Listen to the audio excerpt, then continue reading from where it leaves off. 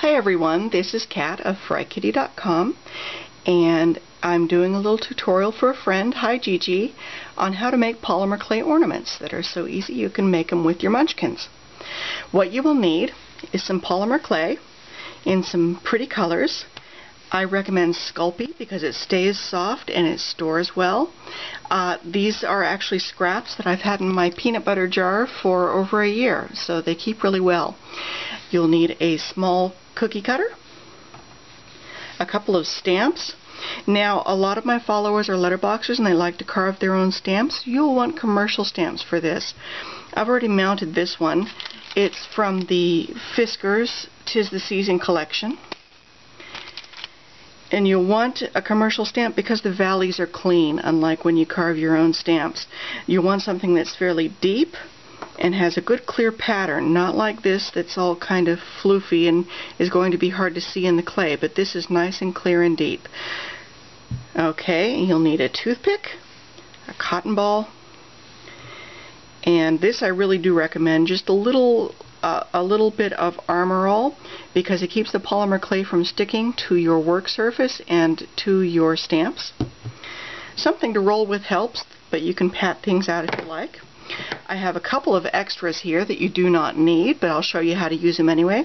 If you have some Pearl-Ex powder or some of the Tim Holtz Perfect Pearls, and just a little bit of paint. I'm just using a basic Ceram coat. Okay, let's get started. To get your clay soft, the easiest way is to roll it between your hands until you just got a small snake.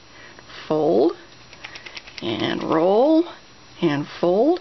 When it's soft enough to work with, just scrunch it up in a ball and then roll it until all your seams are gone. Let's see, do we have any seams? A little bit of one there. Let's get rid of it. I'm going to make this a little bit oblong. That just makes it easier to start rolling. I'm going to prepare my surface with a little bit of Armor All and spread it around with the cotton ball. And now I'm going to start rolling my clay and pick it up and turn it and roll it some more. Pick up your clay often to make sure it's not sticking. Obviously that's not sticking to the surface. That's not sticking at all.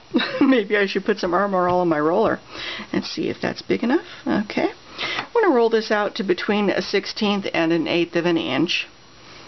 You don't want it so heavy that it pulls down the boughs on the trees, but you also don't want it so light that it breaks.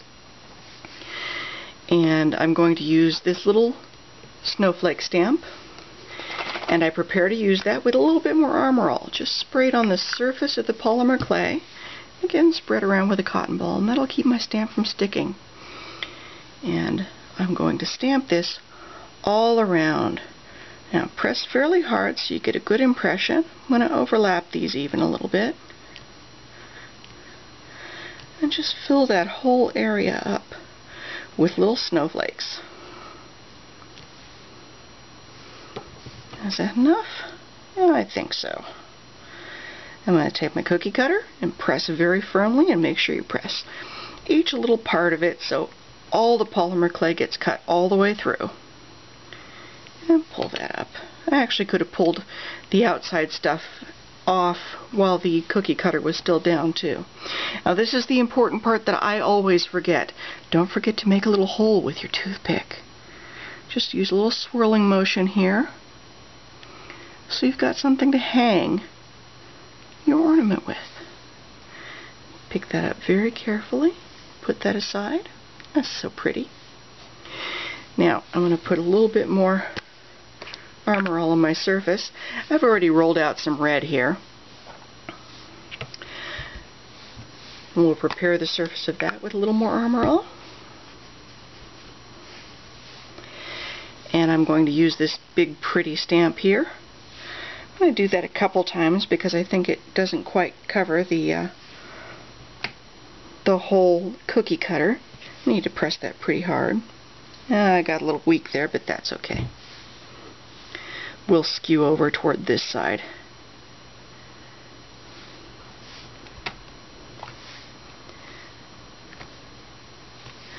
And this time I'll be smart and Pull the extra clay off outside the cookie cutter. Lift that, make sure it isn't sticking, and it's doing really well. Don't forget to make a hole. Make it pretty good size so you can get some raffia or some twine or a ribbon through there. Now I'm going to show you the first of the extras. This is with some Pearl-Ex powder. I'm using gold. Just get a little bit on your finger there and rub it very lightly over the surface. You don't want to get into the valleys.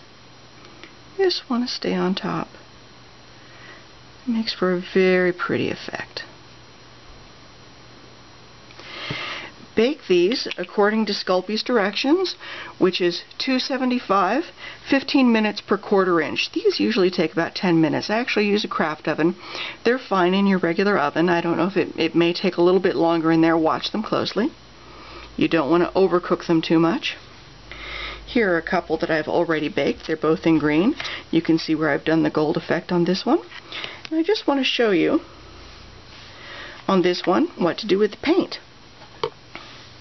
We've got just a little dab of Ceramcoat here. I'm going to take my brush, and it's a fairly stiff brush, and get just a little bit of paint on it. I'm going to brush most of it off. This technique is called dry brushing because you get your brush pretty dry. And again, I'm going to brush really lightly and just stay at the top. And go in one direction. It looks a little bit windswept that way.